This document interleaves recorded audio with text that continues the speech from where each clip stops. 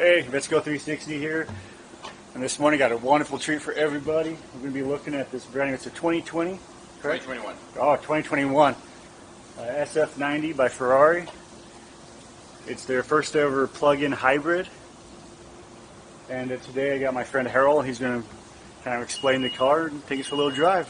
All right, great. Thanks, Aaron. So, kind of interesting. For one, I ordered this before COVID. So it was announced actually, I think in 2019, like maybe the spring, and they announced it would be their, like you said, kind of their first hybrid. Since the LaFerrari, so it would be truly a plug-in. It has 3 electric motors, one in the rear and 2 in the front, and it's 986 horsepower. So it has a twin-turbo 4-liter V8, which is it's mid-engine, and so that was a new design as well compared to a lot of the front-engine cars that they've been doing. So it was a shift with that, and then completely redesigned. So it wasn't really another model that they took and then modified it and tweaked it, which most manufacturers do.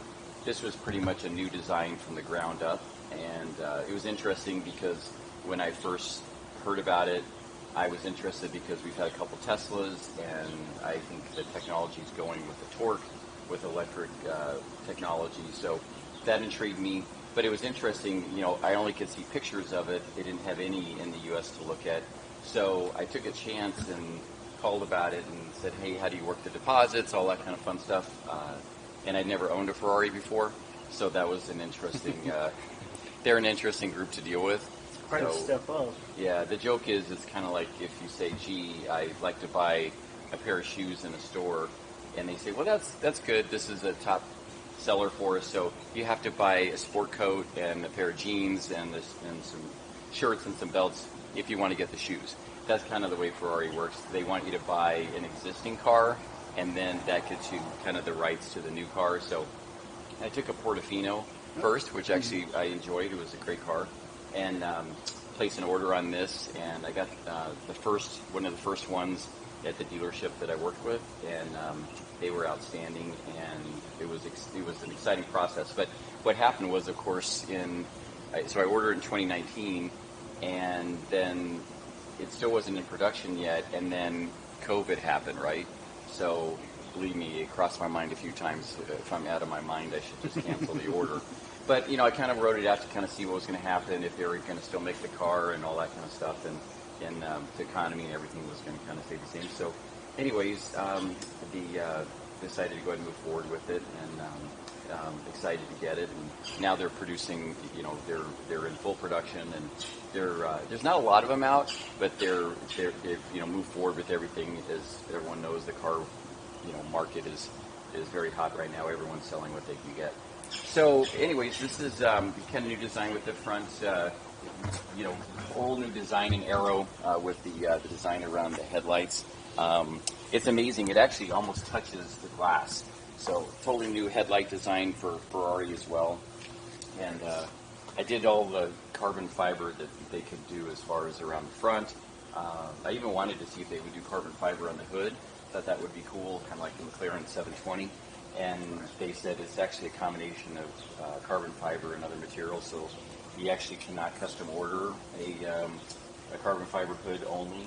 So I couldn't do that, but pretty much every feature that you could get, I did. This is the Assetto Fiorano package, which is their track. Basically, with the track package, this is faster than the LaFerrari. So for bragging rights on the speed thing, this became the fastest production Ferrari ever made when they did this track package. So it's their own track in Italy. They have records, and this beat it. So quite a thing. But with 986 horsepower, you've got a lot to work with, right? So like the wheels, these are an option. They're actually aero designed, so inside they actually the air moves as it goes through, so it actually you can kind of see some of these unique aero designs that actually are designed specifically for air, so it actually moves through the wheel. So I really like the carbon and forged steel that has that's on that. And then it comes back through here, same thing. New design comes back over the hood and through the side, bends through back through here, and then you can kind of see as you move to the back that the totally new design with the rear. So they moved the exhaust up, and this was an option that I liked. It's I always feel like the exhaust is going to turn black anyways, right? So why not? These are black ceramic, so they actually come that way. So let's make them black and make them all black, right? So that's kind of the concept. And then this is an active spoiler that actually flips down. So some of my friends and I was like, how come the horse, they call it the cavallino, is actually kind of like sticking up like that? Well, what actually happens is this flips it down at a high rate of speed, so it closes and it forces a downdraft. So the Ferrari emblem flips like this, and then the air goes and it closes it down. And I think it creates somewhere around 900 pounds of downforce, so equivalent to having 900 pounds added mid-flight at the car, pushing this down for stability, right? So kind of cool. And flap. yes, yeah. So this is a Lexan. So it's a real lightweight material for the cover. So this is a shot at the kind of the engine. So you can kind of see it's really low to the ground. That's what people notice the most is, my goodness, it's almost sitting on the ground the way they've mounted it so low. They did that for visibility, so that you can actually see something as you look out the back, but also for really overall stabilization at a high rate of speed. So the handling is phenomenal with that. So that's the twin turbo 4-liter V8. Produces somewhere around 750 horsepower. It's also the most powerful V8 that they've ever produced. So of course, each model they try to do that, and they gotta get this one. It's a little faster than the last one. So that's the rear, and then you can see kind of all this kind of. It's interesting when you look at it. You actually can see a lot of things going on behind this, behind the rear. Everything's designed to breathe and to move through, and then the carbon fiber around everything is really kind of fun and cool. I think it has a little bit of, they copied some Lamborghini elements right there. So, yep, everything was a little bit of an option. You pick your brakes, your brake calipers, you can pick any color. So I went with the yellow, and then it's kind of funny, again, as a new Ferrari owner, didn't know this, the shields, that's a doggone option. So, advertised Ferrari, yep, that's an expensive option. So I didn't know that, and they actually, it's when your car is in production, I think they're amazing from a marketing standpoint. They actually, you download an app, and your car, you follow it all the way through the process, and including any Ferraris that you've owned before and new Ferraris you have on order, they all show up in this app. And what's really cool is that when it's in the manufacturing process, I got a picture of this from the plant in Italy as it was going through. So first picture was just the body in primed white. Wow. So just the prime color that they all come in that prime, just solid white. And then the color goes through the next process, right? But so then I got another picture of it like with the red. And so you're like, okay, just a shell. And then as it moved through, I got some updated pictures. But I think it's really kind of fun because I think any auto manufacturer could do that and make it kind of exciting. Like, oh, my Jeep, my truck, my Prius, whatever, you're buying a Tesla, you kind of get excited about it, seeing it's in production. So anyways, the shields actually have there's a V hole actually in the side of the car this actually sits into. So I noticed it when I was looking at the picture. I'm like, wow, there's even the spot for the shield. So it's more than just a sticker. No, they actually put it into the body of the car. So that's awesome. Yeah. So you want me to start it up? Yeah, if you could. Okay. It has 4 modes to start in. It actually has E mode, so on a early Saturday morning I can start it up and quietly pull out in silent, which I think is a really great feature to be able to pull in and out and not bother the neighbors with firing up something similar to a Harley and got a loud V8 noise. So there's 4 track modes. I'll show you when we're driving as well, but I'll start it. It's awesome.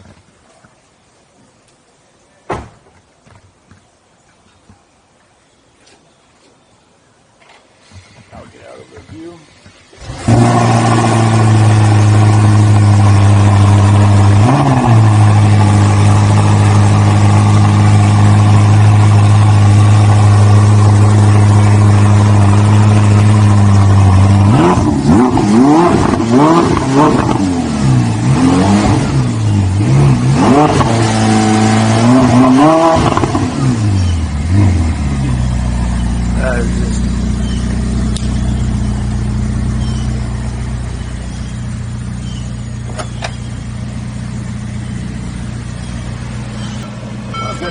Okay, so totally new design in the interior, and again, you know, kind of at first was it's the first digital dash, so it's you know, kind of a unique thing that they had not gotten into before. So, you know, the typical Ferrari, you actually on your gauges you pick if you want a red, you know, tag, red speedometer, whatever. Most of them were red, blue, white, and yellow, and so kind of interesting. You know, those are choices that you make. What's really cool about the digital world, right, is I actually can pick my colors. If I like red and black for the car, but if I if I want to change things up, I can change it to different things. So, you know, I was in track mode. I just changed it to performance. You can kind of see that over here, and then here's hybrid. And then if the see, it's interesting. It's not allowing me to switch it to hybrid mode right now, which I'm not sure why. I only have 600 miles on this, so I'm still figuring out some of that. But when it's in hybrid mode, when you switch it, and I think some of it's because I've already started it in race mode. But anyways, it will go to a blue dial. So that's their hybrid. So it's kind of cool. So it has a bright dial in hybrid mode. But when you're in track mode and in performance mode, you're getting the combination of the gas engine along with the electric, 3 electric motors. So it's the maximum combination of speed and all that kind of stuff. So those are things that are you know, kind of factors to think about. Turn the radio down. So everything is in here. So like, for example, right, I had to turn the radio down from here. Kind of interesting. I wouldn't mind, you know, having another option like a lot of cars where you can control your you know, most things from or some things from the steering wheel, but you can always reach over and do this. So there are some settings over here. You can you know, watch like the performance of the tack from over here. You can do the audio, so you can you know, change your channels, that kind of stuff. You can go to nav. So the passenger can kind of help with you know, you're going somewhere, change the channel, whatever they want to do. So my wife pretty much just says slow down when I'm in here. But yeah, so you can do all that kind of stuff. But the you know, what I think is really amazing is that they designed it with you got these big paddle shifters here, right? So they really designed it so that it's eyes on the road, and you're not, you know, in the world of you know, dual clutch. This is 8-speed. You got 8 gears. You know, everything's about like, okay, focus on the road. One thing is this was an upgrade, but I think is very cool. Is the tack is in the steering wheel. So you have carbon fiber up here, carbon fiber down here, and then wrapped in leather. And then right here is actually a digital readout, so it's blue to red. So when your paddle shifting, is that you don't have to look, try to find your gauge. You just see the red light flash, and it's time to shift, right? So you're redlining the car. So that's kind of a cool thing. This is a feature they came out with a few years ago, and it's kind of become a popular one because it's very, very good for track driving. The other thing, this was the first Ferrari. I think the Roma might have it, but the first high-performance Ferrari that has a heads-up display. Oh, okay. So I don't know if you can see it or not. It's right in my view, but so it's down low. But I have a digital readout on the dash and the windshield, and then that way I can kind of I don't need to glance down to see my speed. I can actually look straight ahead, and I can set that on whatever settings I want to, as far as, like, you know, for the tack or for speed. And but usually I just keep my miles per hour on that readout. But you know, kind of interesting, right? Because same thing, your focus is on the road, and you can look instead of looking down at your dial in your gauges, you can actually just be looking straight ahead and in the same vision to your speed. So it makes sense, right? That's why they came out with that kind of stuff. So so that's kind of the whole thing with this thing. But I don't know if you've have you been in a Ferrari? I have not. Okay, so I didn't know this until I owned one myself, and the Portofino had it. This is a common thing with the speedometer. So you can you actually just click this to change your that's your change lanes.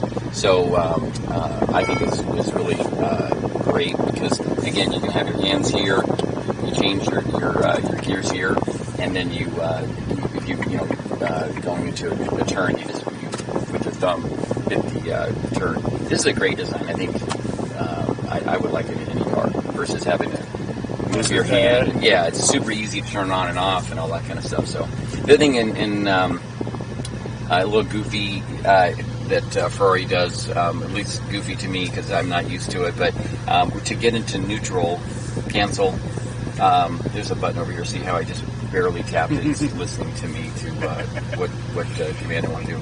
But you go to neutral, you hit two at the same time, both paddle shifters back. That goes into neutral, and then like if you want to come up and put it in a park, that's what you do. Sorry, the requested station is not available. Cancel. See how it does that. So, anyways, but that see, I tapped that, so it does have voice command.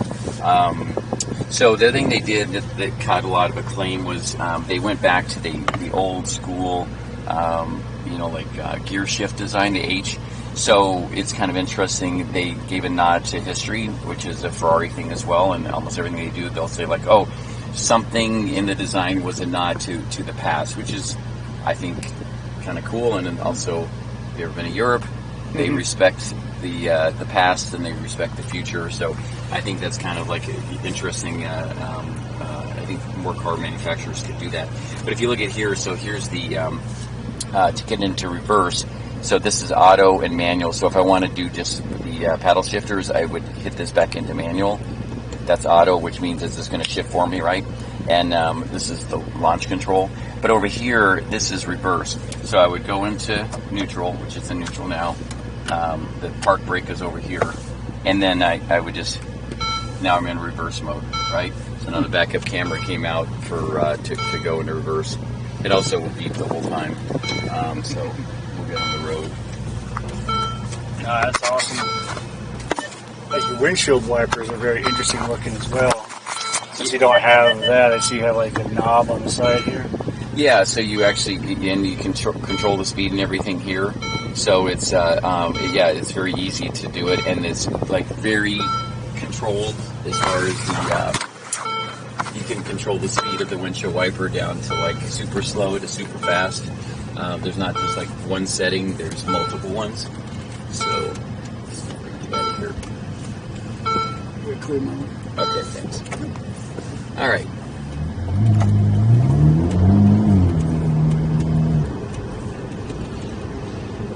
Then carbon fiber seats.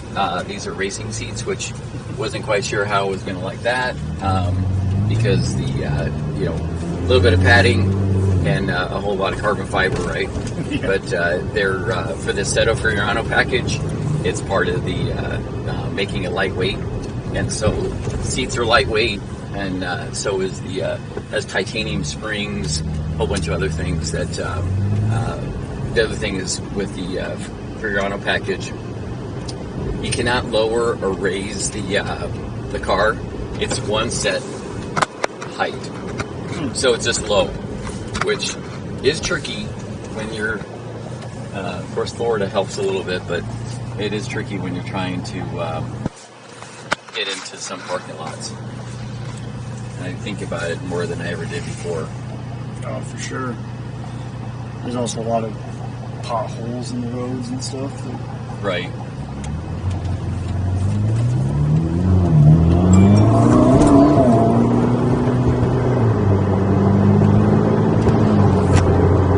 I also see it. This was the first Ferrari that had electric steering. mentioning something about that. You know, I Electric power steering, which is kind of... Oh, really? Maybe they've changed some things about it compared to other design. I know one thing they did is they did a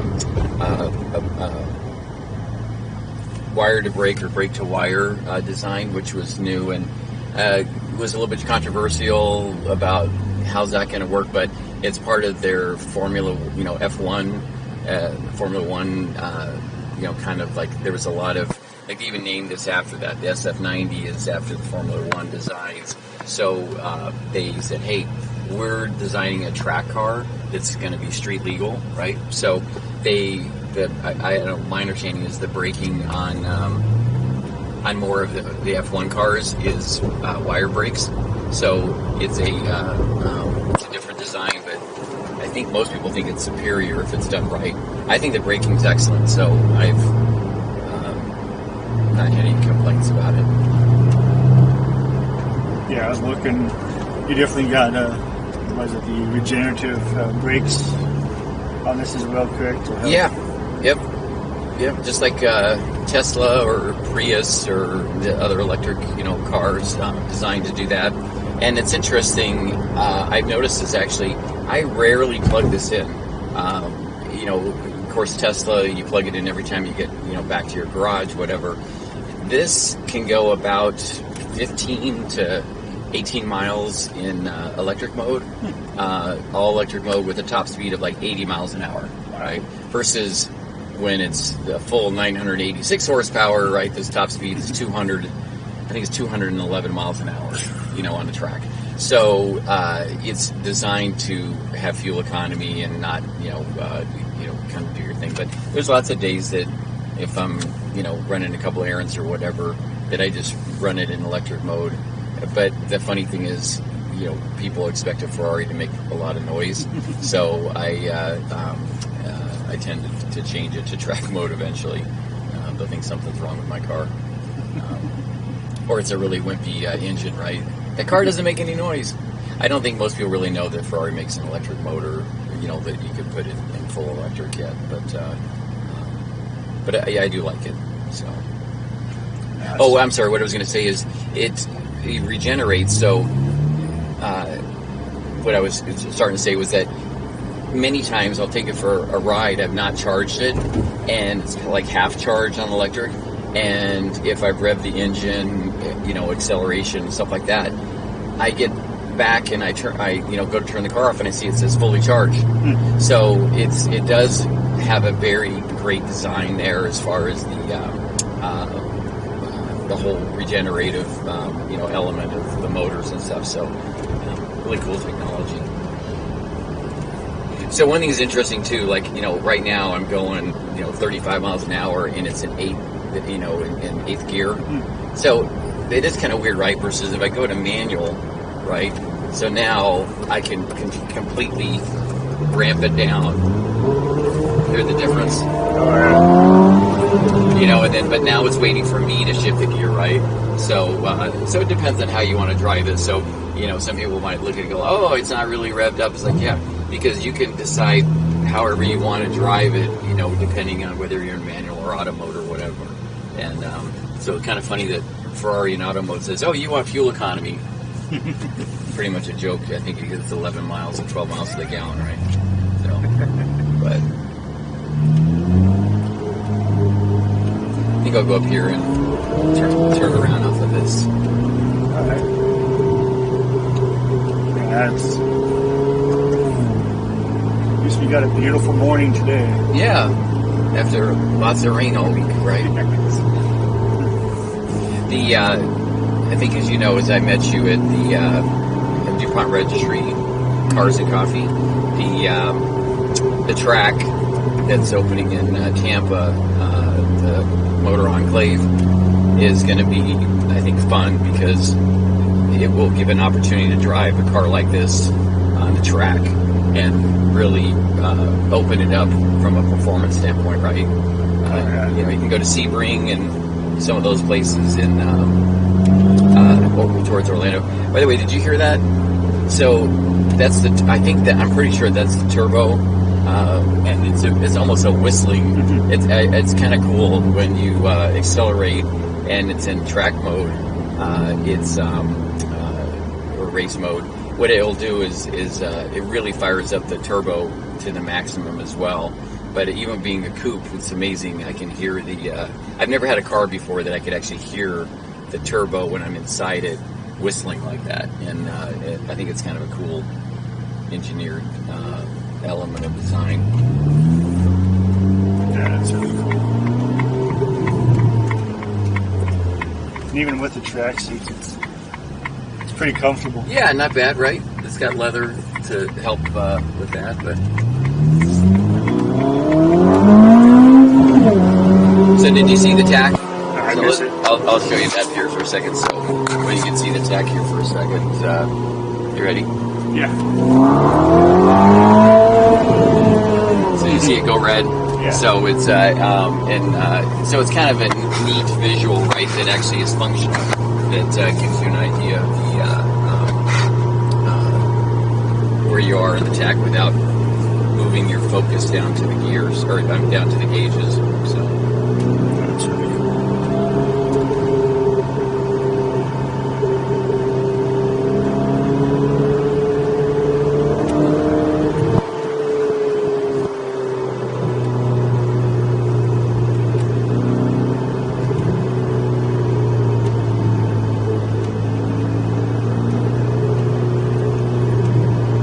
I'm gonna go up here and we'll take a couple side streets and go to something a little bit different. Sounds like a plan. One cup holder. Yes. I don't know. I have the key in the pocket, but the key spot's right here in the center console. Kind of a interesting design that they created. The key fob. You even have a spot for that. That's cool. Looks like a little lighter. Yeah, and with the Cavallino on the horse on the front.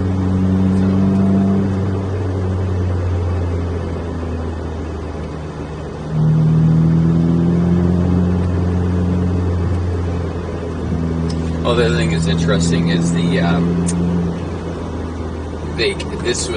this and the Roma were the first Ferraris to actually have Apple CarPlay.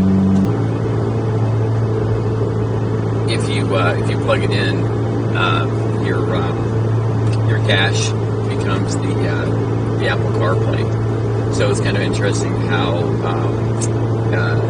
that to me was really funny. I literally laughed out loud when I first plugged it in, because to see a Ferrari with all these cool gauges and all this stuff, and then see your Apple phone image on the dash, it just seemed a little bit like this is a race car. It was kind of humorous, but very functional, right? So if you want to play your Spotify or your own music or whatever, right, then you have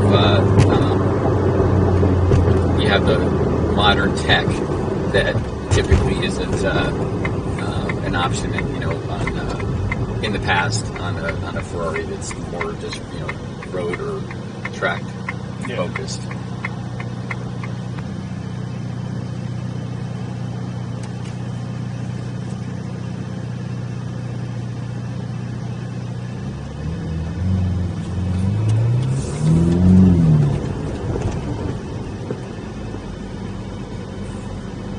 Did you happen to see the, I think it's the 296 GTB, it's the V6 hybrid version of it's not really an SF90, but it's a hybrid motor, but it's a V6 version instead of a V8, and I think it's 830 horsepower, so it's still, plenty, right? But it's, they just announced that about a month ago or so. But it's interesting how Ferrari is updating their lineup with a lot more of focus on the hybridization and electric, technology. And I don't know if you saw that Aston Martin just announced the Valhalla. That's going to be a V8 hybrid, and very similar performance to the SF90, but it won't be out for 2 years.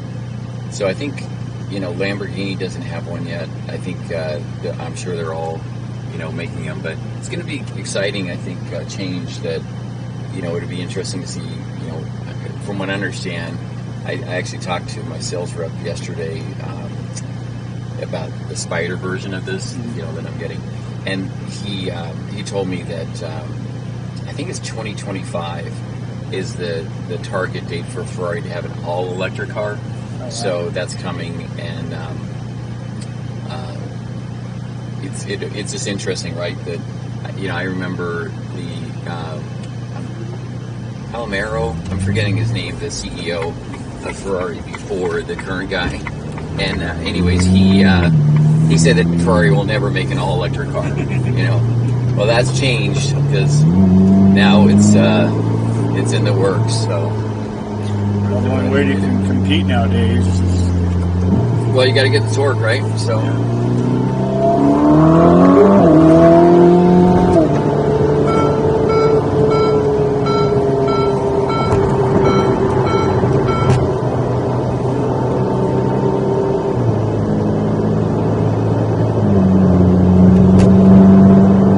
Did you hear that? Oh, yeah. Turbo.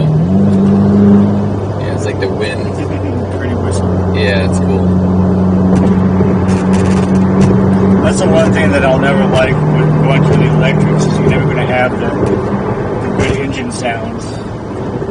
Yeah. I like the exhaust. I like the sound of the turbine, the Right. turbos, even with the superchargers and stuff like that. Yeah, it's interesting because Tesla was rumored for a long time and to do something with that, and then the one that was really kind of pushing the whole thing a lot more was the Porsche Taycan, and so which I really thought about that car. I think it's I still like them. I think they're cool. Great technology, great company, and they know how to make a great car. I had a Porsche GT3 in the past and loved that car. Great handling, and just needed a bigger garage. Kidding aside, I don't need two cars like this, but it's they make a great car, and I think that with the Taycan, they talked about making some kind of sound that the electric motor would make that would resemble some kind of combustion engine. And, interesting concept. I don't know whether people just laugh at it or like it. Right? It has to be somewhat authentic, I think, to do it. So. Oh yeah. I took a ride in a Taycan. They are awesome cars, extremely quick. But it is just weird, you just hear the smallest of a little whistle from the electric motors as they're going. Yep. That's basically it. Yeah, but that is a great car. I mean, of course, flip side is they come out with a little quicker than the Tesla, and then within 6 months, Tesla then went to the plaid motors.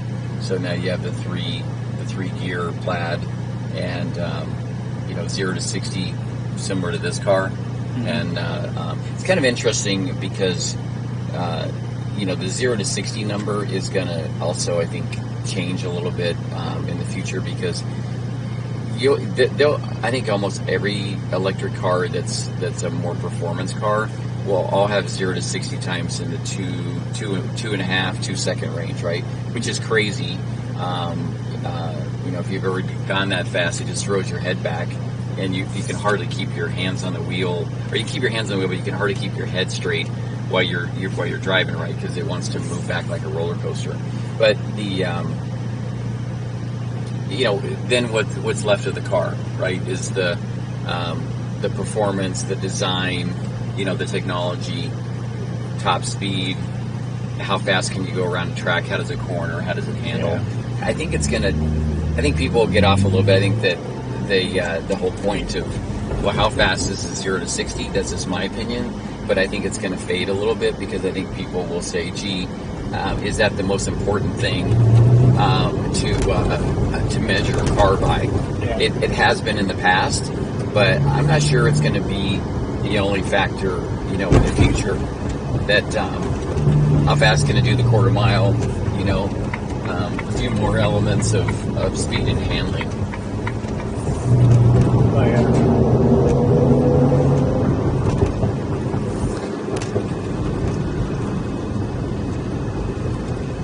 Oh, yeah. Like I was saying about the Porsche GT3, great look to the car, great design, handles fantastic.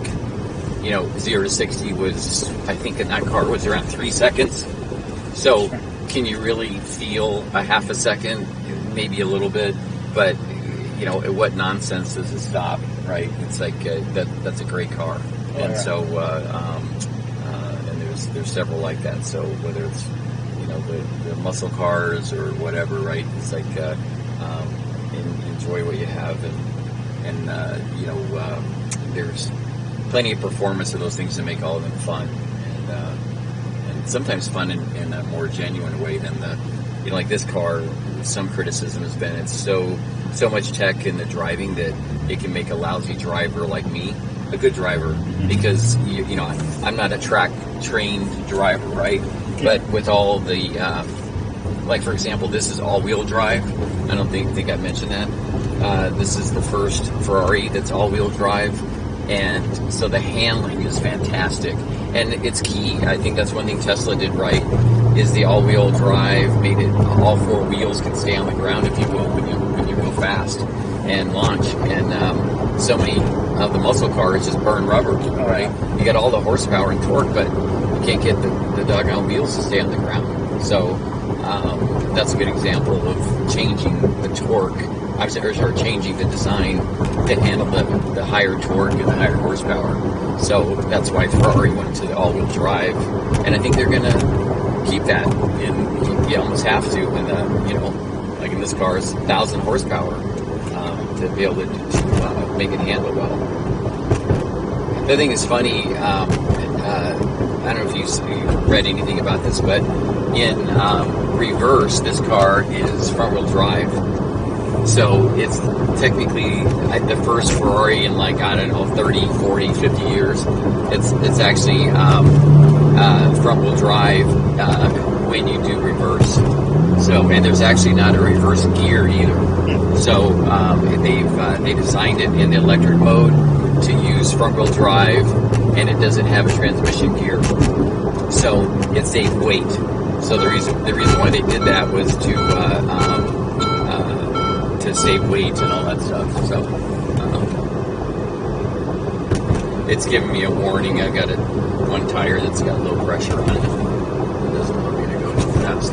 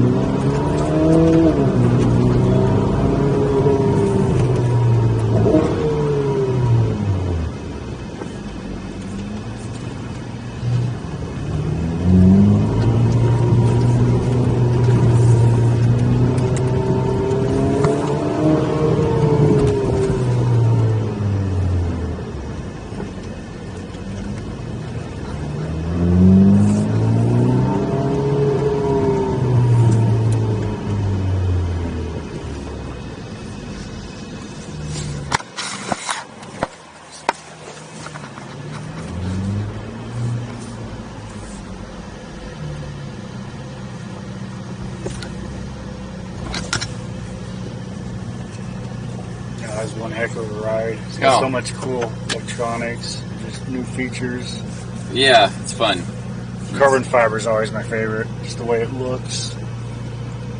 It's Yeah. really clean. They did Alcantara in different pockets. The Spider actually is going to be different. So this is, the door is mostly carbon fiber, then it has some Alcantara here, right?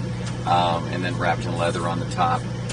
Interesting, like you can choose the stitching. So the red, everything, almost everything you can see is like you can design or tweak it a little bit. So the matte finish on the steel on the where it says SF90 Stradale, and then the like all the leather, you literally pick out the whether you want red stitching, yellow, blue, black, whatever color you want. Is it's kind of it's interesting, you know, like most cars you don't have to pick out all the stuff. But even the red, you know, the horses here and the stitching here, okay. in the seats. So from here and then the Cavallino is you pick all that stuff out. So whatever color you want, which gets to be a little bit like, okay, I've made, you know, what do you think? So I think the sales guys get a lot of that input, you know, like what do you think and what do other people do? So, yeah, it's fun to get to pick it out. So hopefully it's you like it when you see it. They do a configuration, you know, kind of thing. So you can see all they do a visual configuration and the whole car, exterior, interior, the seats, everything. So it does help when you're ordering it to see all that stuff. So. No, it's awesome because you know exactly what you're getting, and you know I love customizing stuff. I like making it my own. And you know, like this is your SF90. Yeah, to your style, yeah. To your colors that you like or whatever. And I like all black cars, so that was one thing I did think about. But then I asked some friends, I'm like, what do you think is? Come on, dude, you got to get red if they're going to do Ferrari. So I was like, well, that's that's what I thought too. But I did see, you know, like the stealth black element of some of them. I think are really great.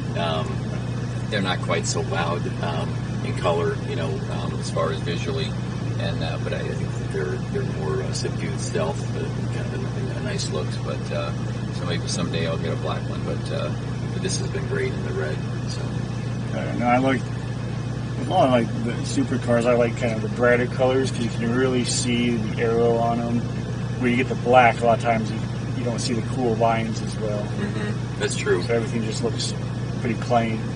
Yeah. So the reds, the yellows, the design of the car pops a lot more. Yeah, I've heard silver actually is the preferred color by engineers because the silver is, you can see the lines of the car the best in silver. And I've kind of noticed that since someone told me that, I noticed how many ads you'll see in a car in silver because it does really show off the lines of the car really well. So you're right that some of the darker colors, you lose some of that without really looking for it. So, well, thanks, Aaron, for thank you. Yeah, and thanks for your service. No problem. Yeah, and so hopefully this was not a car expert, but it gave you a little bit of a overview of the car and give kind of someone a chance to take a look at it through your website. Oh, of course. No, this is awesome. This is absolutely amazing. Thank you.